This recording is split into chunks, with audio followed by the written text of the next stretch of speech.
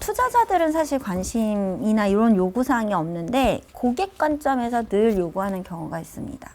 근데 제가 무슨 기업이라고 얘기 안 하겠습니다. 우리가 벤치마킹하고 있는 유니레버, 애플 막 이런 회사들 있죠. 그 중에 하나의 영업, 글로벌 영업 그 하시는 분도 야 나도 뭐 ESG 이런 거 잘 모르겠는데 이런 거 좀 확인 좀 해야 돼. 나도 거래하려면 이런 거 확인해야 돼. 그러니까 거기도 정책적으로 움직이고 컵 예쁘지, 이거 되게 튼튼해, 이거 유해하지 않아. 그리고 우리가 제대로 납품해 줄 수 있어. 10원 깎아줄게 이러고 팔았잖아요. 옛날에 그렇게 했죠. 근데 갑자기 이거를 그래 좋아 10개 줘 라고 하다가 근데 이거 탄소 배출은 어떻게 되는 거야를 묻기도 하고 이거 만드는 사업장은 괜찮아? 이렇게 묻는 거예요. 약간 좀 오지랖 넓게 참견은 하는 것 같지만 사실 이거를 사람들이 되게 힘들게 만들거나 나쁜 작업 환경에서 만드는 그렇죠. 제품은 갖고 오지 않는다가 이제 그런 트렌드가 되기 때문에 아까 교수님이 말씀하신 대로 영업을 할 때도 그 코드를 맞춰주는 거죠. 약간 이제 신뢰를 조금 더 주는 겁니다. 그런 네. 부분들이 지금 이제 협력사로 따지자면 이제 1차 벤더, 뭐 1차 협력사 이런 레벨들은 바로 이제 대기업한테 다이렉트로 이런 걸 요구받는 시점들이 오는 것 같아요. 약간 2차, 3차는 아직 뭐 그렇게 관련 없는 곳들도 이걸 준비해야 될 필요성이 약간 말씀 들어보니까 필요한 것 같아요. 언제 누가 어프로치를 했을 때 작은 어떤 중소기업에서 만든 컵인데 이게 너무 좋아 했는데 준비가 안 돼 있어. 그럼 그 기회가 딴 데 갈 수도 있는 거잖아요. 이게 지금 대표님 말씀하신 게 화살표가 이렇게 올 거니까 준비하자가 있는데 거꾸로 대기업에 한 번만 납품해 보면 그것도 계속 돌 수 있잖아요. 그게 되게 중요해요. 약간 시장의 파이프라인과 파트너십의 그 이력을 딱 꼽는 게 되게 중요한데 그거 할 때 좀 어필 포인트가 되는 거죠. 대기업들은 되게 목말라 있어요. 내가 조금이라도 친환경적인 파트너십이나 나도 선언은 했지만 내가 하기 되게 어렵다고 생각을 하고 있거든요.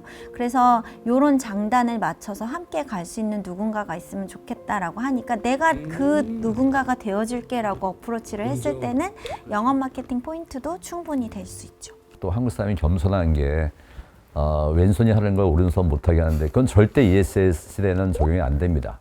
이유는 기본적으로 우리 회사가 어떤 길을 걸어왔나를 그냥 보여주는 거죠.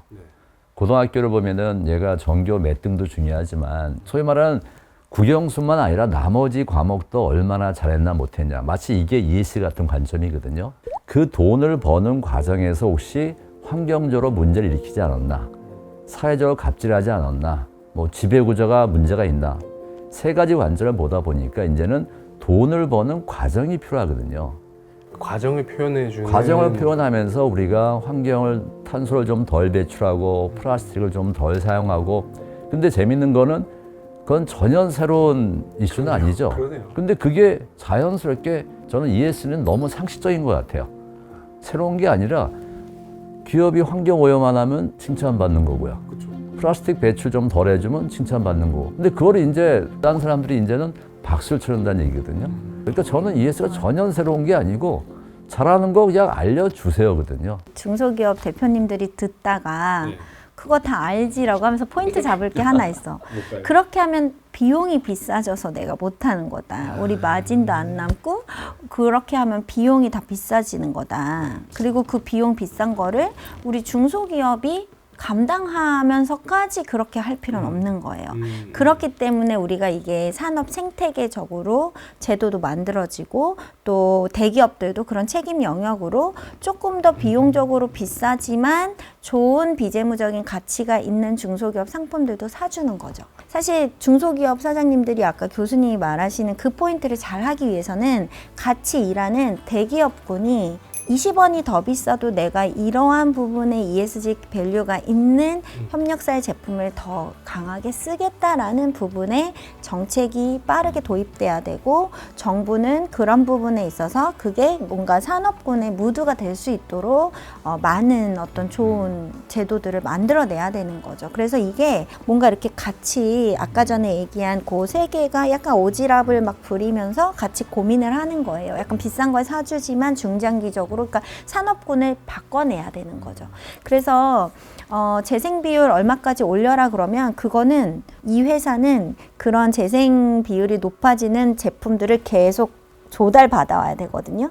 근데 문제가 뭐냐면 여기에 조달하는 2차, 3차의 산업 생태계는 그렇게 친환경적인 코스트를 감내하고 또는 그러한 제품군이 그동안은 시장이 없었기 때문에 아직 형성이 많이 안 돼 있어요. 친환경이라는 제품과 탄소를 저감시켰다라는 어떤 기준도 제도적으로 합의가 없는 상황이에요. 그래서 하지 말자 이게 아니라 거꾸로 좀 더 도전을 해보면 아무도 기회가. 깃발을 꼽지 않았네. 내가 해봐야겠다. 똑같은 제품을 하는데 요거를 좀 더 가미시키고 그런 프라이스가 올라갔을 때 어차피 지금 대기업들은 준비가 되어 있어요.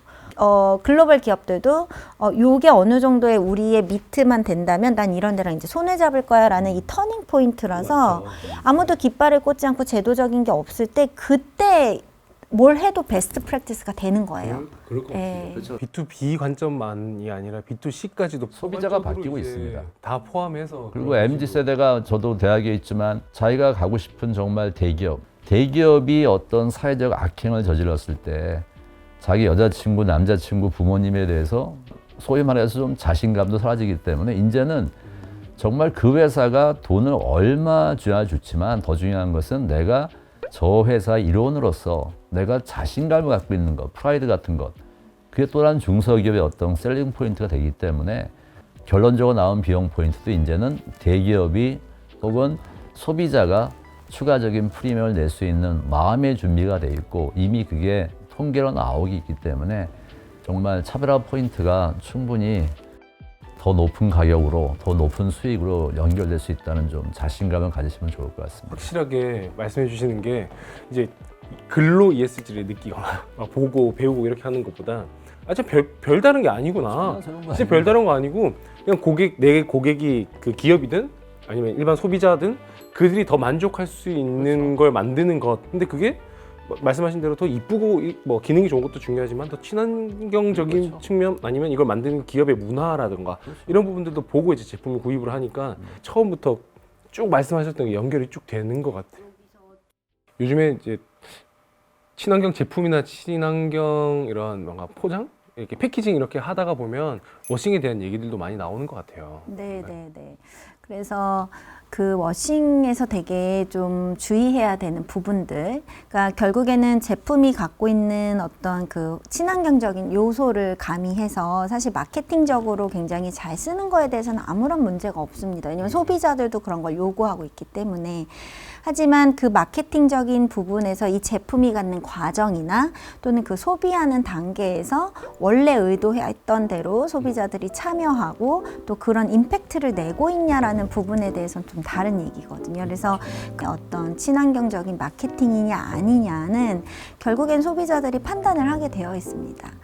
소비자 판단해야 되는 문제고. 네, 뭐 플라스틱 용기를 더 많이 뭐 나무 용기를 써서 친환경이다라고 얘기하는 것보다는 기존의 플라스틱 용기를 좀 더 수거하는 시스템 그리고 그걸 소비함으로써 좀 더 인센티브를 받을 수 있는 시스템을 만드는 거라든가 그런 것들이 캠페인성으로 된다든가 또는 그 우리가 쓰고 있는 어떤 제품인데 불필요한 부분에 플라스틱이 있는 경우에 이런 플라스틱 안 쓰기 운동을 하는 NGO라든가 또는 여러 가지 소비자 단체들이 이제 회사에 요구를 해서 또 그런 플라스틱 제품을 제거한다든가 여러 가지 일들이 일어나고 있습니다. 저희가 사실은 평가의 시대에 살고 있는 거죠. 모든 기업의 어떤 재무적인 수익을 내고 있는 마케팅, 제품 이런 것들이 다 지금 ESG 관점에서 평가를 의도를 하던 의도하지 않던 당하고 있기 때문에 사실은 자연스럽게 우리는 그 평가가 그 평가냐 이 평가가 저 평가냐의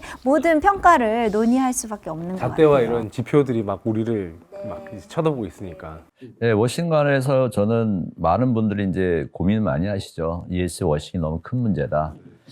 근데 저는 좀 아이러니하게도 ESG가 지금 관심 받는 똑같은 이유 때문에 ESG 워싱은 좀 큰 문제가 안 될 것 같아요.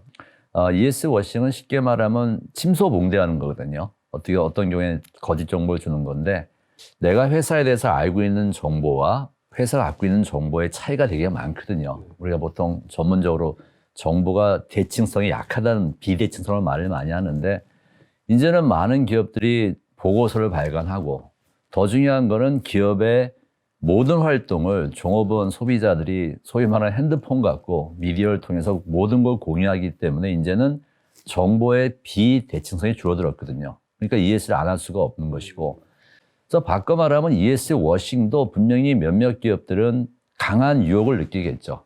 안 하면서 우리가 어떻게 보면 소비자를 좀 속이지 수 있지 않을까. 근데 저는 그게 오래 못 간다는 것이 결국은 정말 많은 정보가 노출되다 보니까 그런 잘못된 판단의 결론은 당연히 비참할 수밖에 없을 것이고 함정에 빠지는 거네요. 빨리 또 결정이 될 거기 때문에 저는 오히려 기업이 정말 진정성을 갖고 있는 기업이 훨씬 더 잘 될 수 있을 것 같고, 오늘 우리가 갑질하면서 밤에 패수를 벌이면서 사람 눈을 속여서 내일도 모레도 돈을 벌 수는 있어요.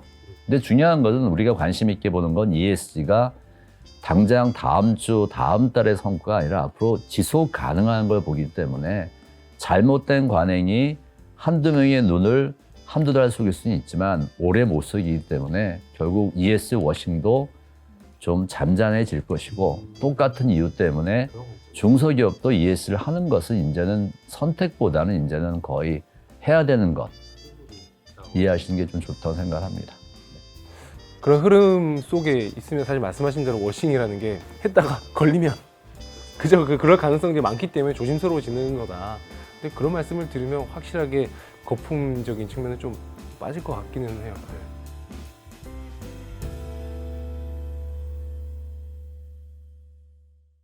ESG는 이거고요. 이걸 해야 됩니다라고 말씀해 주실 줄 알았는데 드레스 코드가 무엇인지를 파악하고 그것부터 하나씩 좀 준비해 나가시면은 뭐 매력 포인트를 훨씬 올리는 거죠. 그것까지 하기에는 여력도 없고 좀 힘들어요.